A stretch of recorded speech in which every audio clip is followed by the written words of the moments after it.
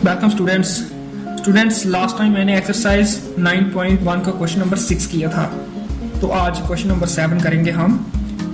From a point on the ground the angles of elevation of the bottom and the top of a transmission tower fixed at the top of a 20 metre high building are 45 degree and 60 degree respectively.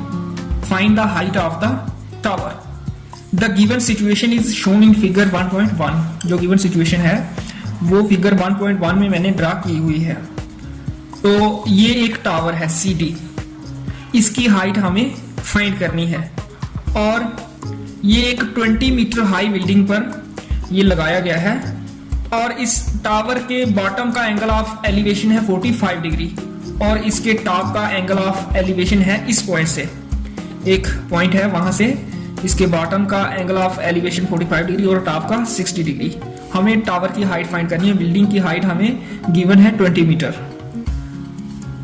Now in right triangle ABD, ये जो right triangle है इसकी help से हम ये tower की height find करेंगे।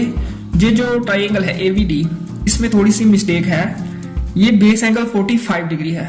जब बेस एंगल 45 डिग्री हो तब राइट ट्राइंगल में बेस और परपेंडिकुलर इक्वल लेंथ के होते हैं, लेकिन जहां मैंने ये BD थोड़ा सा छोटा ड्रा कर दिया है AB से, मतलब परपेंडिकुलर यहां थोड़ा सा छोटा ड्रा कर दिया गया है जो कि इसके इक्वल होना चाहिए था। बेस और परपेंडिकुलर इक्वल होते हैं जब बेस एंगल 45 डिग्री हो। तो ये मिस्टेक आप ठीक कर लेना। कैलकुलेशन में इसका कोई असर नहीं पड़ता है, लेकिन ये मिस्टेक है तो ये नहीं होनी चाहिए। इन राइट ट्राइंगल ABD, इसमें ये हमारे पास है VD और AB हमें फाइंड करना है पहले। जब AB हमारे पास आ जाएगा फिर हम इस बड़ी ट्राइंगल की हेल्प से BC फाइंड कर सकते हैं। फिर BC में से ये BD सब्ट्रैक्ट कर देंगे तो टावर की हाइट आ जाएगी। तो जहां ये परपेंडिकुलर है BD जो गिवन है और ये बेस है, मतलब परपेंडिकुलर और बेस किस T रेशो में होते हैं, वो होते हैं tan में। तो tan का फॉर्मूला यूज होगा। tan का फॉर्मूला होता है P/V। बेस एंगल जहां 45 डिग्री है वो आ गया। अब P है हमारा VD और V है AB। BD ये 20 गिवन है, 20 metre height of the building. ये बिल्डिंग है, बिल्डिंग के ऊपर टावर है ये। यहाँ से AB इधर चला जाएगा, AB आ जाएगा 20 मीटर। तो इस ट्राइंगल का काम फिनिश हो गया। यहाँ से हमने AB फाइंड कर लिया, ये बेस। अब बड़ी ट्राइंगल का बेस भी यही है, बेस हमारे पास आ गया। ये बेस एंगल 60 डिग्री है तो ये परपेंडिकुलर हम फाइंड कर लेंगे। अगेन परपेंडिकुलर और बेस मतलब tan की हेल्प से। tan का होता है फॉर्मूला P/V। P यहाँ है BC और बेस है AB। तो AB हमने फाइंड किया, ये 20 ये आ गया और tan 60 होता है √3। तो ये 20 इधर चला जाएगा, 20 √3 हमारा BC आ गया। ये पूरी हाइट इस बिल्डिंग और टावर को मिलाकर हमें टावर की फाइंड करनी है। इस टोटल हाइट में से BC में से अगर ये बिल्डिंग की हाइट हम सब्ट्रैक्ट कर लें तो टावर की हाइट आ जाएगी। नाउ DC, जो कि हाइट ऑफ द टावर है, ये है BC माइनस VD। हम देख सकते हैं यहाँ से BC में से VD माइनस कर लें तो DC रह जाती है, जो कि हाइट ऑफ द टावर है। और ये हमने फाइंड किया है BC 20 √3 और VD किया है ये गिवन है VD 20। तो 20 कॉमन आ गया, √3 माइनस 1 ब्रैकेट में आ जाएगा, क्योंकि जब 20 कॉमन आ गया यहाँ √3 रह गया। जहाँ 20 ही था तो कॉमन आ गया तो पीछे 1 रह गया। इस तरह से ये क्वेश्चन नंबर 7 करना है। अब क्वेश्चन नंबर 8 है। A statue 1.6 metre tall stands on the top of a pedestal. From a point on the ground the angle of elevation of the top of the statue is 60 degree and from the same point the angle of elevation of the top of the pedestal is 45 degree. Find the height of the pedestal. एक ये pedestal है और इसके ऊपर एक statue लगा है, बुद्ध लगा है।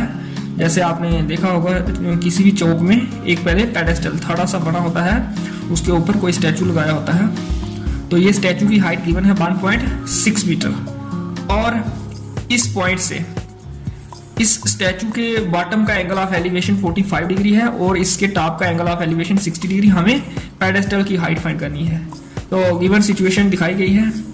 अब यहाँ हम लेट कर लेंगे हाइट ऑफ द पेडेस्टल, ये जो BC हाइट है H। फिर हम ये वाली ट्राइंगल लेंगे ABC, राइट ट्राइंगल है।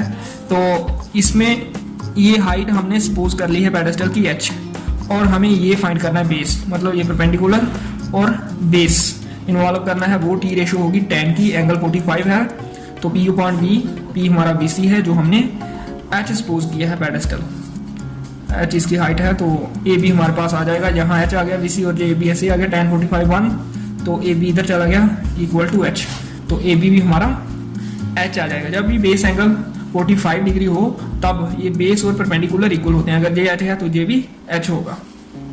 अब हमारे पास ये बेस H आ गया और BC भी H है और ये DC 1.6 मीटर। अब हम बड़ी ट्राइंगल लेंगे तो हमारी ये H आ जाएगी। इन राइट ट्राइंगल ABD, इसमें ये हम पूरी हाइट फाइंड करेंगे, ये पूरा परपेंडिकुलर, तो VD अपॉन AB ये परपेंडिकुलर और ये base, P upon V tan 60 degree BD upon AB आ जाएगा। यहाँ AB हमारे पास H है और इस BD को हम लिख लेंगे VC प्लस CD, क्योंकि ये पूरा हमें पता नहीं है, BD BC का भी पता है और CD का भी पता है। ये H है, ये 1.6 है, ये H आ गया ये 1.6 और tan 60 डिग्री आ जाएगा √3। फिर जहाँ एक ही वेरिएबल होगा H, उसको हम फाइंड कर लेंगे। ये आ गया tan 60, तो यहाँ से H इधर जाएगा, न्यूमरेटर ऐसे ही रहेगा, उसके बाद H जाएगा, ये माइनस H हो जाएगा, फिर H कॉमन लिया √3 - 1H और H आ जाएगा 1.6 अपॉन √3 - 1, ये डिनोमिनेटर में चला जाएगा। उसके बाद रेशनलाइज कर लेंगे √3 + 1 अपॉन √3 + 1 के साथ मल्टीप्लाई करके, और ये 1.6 इंटू √3 + 1 आ जाएगा और डिनोमिनेटर में √3 - 1 इंटू √3 + 1, ये a - b into a + b, a square minus b square हो जाएगा, ये square root cancel, 3 - 1 2, 1.6 divide by 2 0.8 और ये ऐसे आ जाएगा साथ में √3 + 1। इस तरह से ये H आ गया और H ही हमारी हाइट ऑफ द पेडेस्टल है जो हमें फाइंड करनी है। इस तरह से ये क्वेश्चन नंबर 8 होगा। उसके बाद question number 9, the angle of elevation of the top of a building from the foot of the tower is 30 degree and the angle of elevation of the top of the tower from the foot of the building is 60 degree. If the tower is 50 meter high, find the height of the building. Given situation is shown in figure 1.1. एक building है ये और ये tower है। Building के top को अगर हम यहाँ से देखें तो ये एंगल ऑफ एलिवेशन बनता है 30 डिग्री, और अगर टावर के टॉप को देखें यहाँ से तो ये एंगल ऑफ एलिवेशन बनता है 60 डिग्री, ये गिवन है, और साथ में टावर की हाइट भी गिवन है 50 मीटर। हमें फाइंड करनी है बिल्डिंग की हाइट। तो पहले हम जहाँ ये हाइट गिवन है इस ट्राइंगल को लेंगे, यहाँ ये परपेंडिकुलर आ जाएगा, बेस एंगल 60 डिग्री, तो ये फाइंड कर लेंगे हम बेस, पी वी मतलब tan का फॉर्मूला यूज करके ए बी आ जाएगा। फिर इस ट्राइंगल में हमारे पास बेस आ गया है, बेस एंगल भी है, तो फिर पी फाइंड कर लेंगे, पी वी की टी रेशियो यूज करके, दैट इज tan। तो tan का यूज होना है पहले इन right triangle V A D, tower वाली जो ट्राइंगल है, क्योंकि टावर की हाइट हमें पता है, ये P और ये B। P हमें पता है, B हमें फाइंड करना है, इसलिए tan का फॉर्मूला यूज करेंगे, P अपॉन B, और यहाँ P है AD और B है AB। tan 60 की वैल्यू, क्योंकि इस ट्राइंगल के लिए बेस एंगल ये है 60 डिग्री, tan 60 √3 और AD ये 50 गिवन है, और AB हम फाइंड करेंगे। फिर AB इधर जाएगा, फिर √3 इधर आएगा, तो 50/√3 हमारा AB आ गया। अब AB हमारे पास है 50/√3, तो BC हम फाइंड कर सकते हैं। BC हमारा परपेंडिकुलर है इस ट्राइंगल में ABC में, और ये बेस है, तो परपेंडिकुलर और बेस वाली टी रेशियो होती है tan। तो tan का फॉर्मूला यूज करेंगे, बेस एंगल 30 है तो 30 डिग्री आ गया ये, P/V, P हमारा BC है और V हमारा AB है, तो यहाँ से tan 30 degree equal to BC/AB। AB हम शिफ्ट करेंगे लेफ्ट साइड, तो ये AB into tan 30 equal to VC।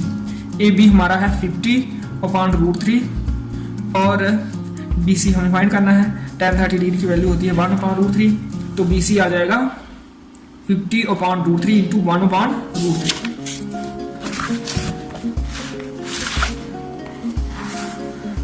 BC equal to AB tan 30, 50/√3 AB है और tan 30 1/√3, √3 का स्क्वायर, ये कैंसिल होगा रूट के साथ, 50/3, तो 50/3 मतलब 50 को डिवाइड करना है 3 हिस्सों में, 16 and 2/3।